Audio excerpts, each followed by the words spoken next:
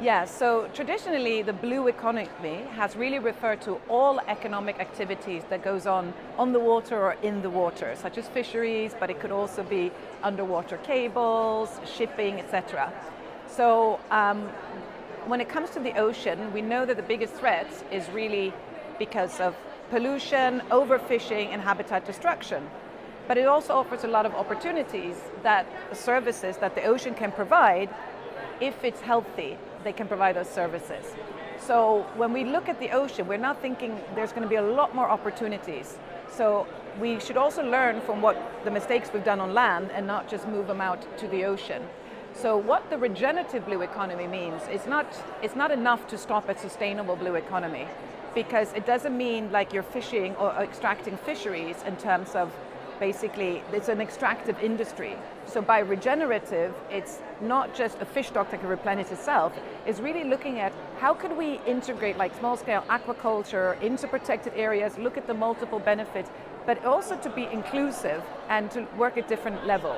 So we have just published a report called Towards a Regenerative Blue Economy, which is kind of mapping the different sectors and how do you move the needle slowly towards the more aspirational, which is moving away from extractives, more into the regenerative space.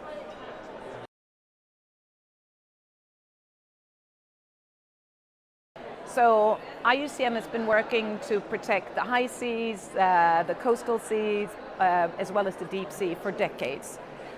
So we have a lot of tools and standards and best practices building on more than 7 decades of experience. So we are seeing now there is much more interest and more funding slowly but surely moving into the ocean space. So the importance of the ocean has really surfaced even within the conservation sector, which has been quite skewed towards terrestrial. But given we live on a blue planet and 70% of our planet just by surface, but about 95% of volume, it is important that we really quickly remove the threats, build resilience and enhance recovery in the ocean space. So we do that in multiple ways.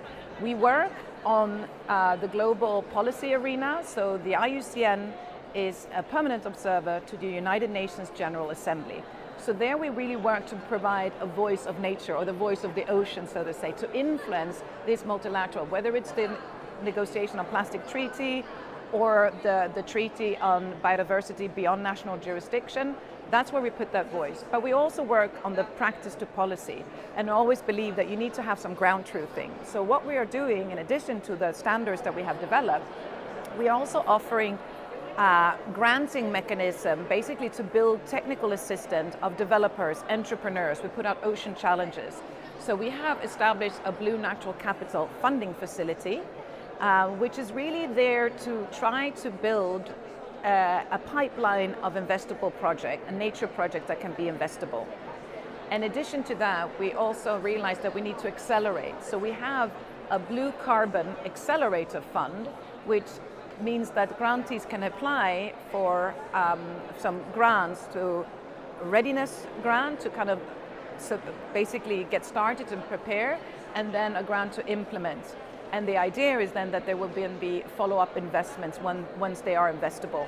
But there's a lot of technical assistance and capacity that needs to be built. We also have to make sure that it's inclusive, so it's not just young entrepreneurs from the developing world getting market access in, let's say, Southeast Asia or other parts. So it's really working, how can we work and reach out to those communities?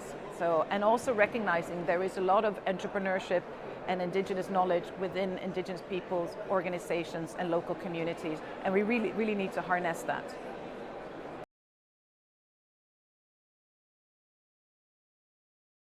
Yeah, so I think if we take the Convention on Biological Diversity, I mean, an agreement by all states, which was really unprecedented, it was historical, was reached in December 2022, when all the countries agreed on a global biodiversity framework. So really what we need to see next is that the ocean or marine elements are relevant to pretty much all of those 23 targets. So it's not separated from. Issues like deep sea mining was also included in the kind of GBF, and there was an article on this. So I think the next time that come together, I mean, we will be there, IUCN, again, to kind of really increasing the voice of the ocean into this space. So what we need to see is like, how are those resources going to be deployed? We talk about resource mobilization. There are concrete targets on how much we want to raise. How much is going to go to the ocean space? So I think now the next time around is really about nature positive. I think that's really a collective commitment that's been done. It's more about how do we get there, which are the tools and standards, but also the kind of the funding mechanism, and what is the role of the private sector within that. Now, if you go to the UNFCCC, we are already come together and we have something that is called the Ocean Breakthrough. And that's been identifying 5 different sectors that can be transformative in order to close the 35% emission reduction gap that is needed to keep the 1.5 alive. Because even at 2 degrees, 99% of coral reefs are going to be gone in the very near future.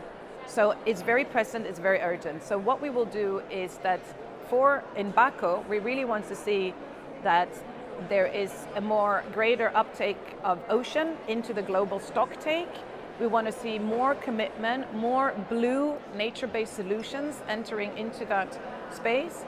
So I think it will be a very exciting one to see where do we go from here. But when it comes to the ocean breakthroughs, we really need to also usher precaution against marine carbon dioxide removal, and to make sure that whatever we do is based on robust, best available science, and the precautionary principle is applied to any extent. But the ocean will be more and more integrated into the CBD and the UNFCCC. That's the trend we have been seeing. So that's a very positive development in terms of recognizing the important role that the ocean play in terms of climate change mitigation, but also when it comes to halting biodiversity loss. 80 to 90% of biodiversity is found in the ocean.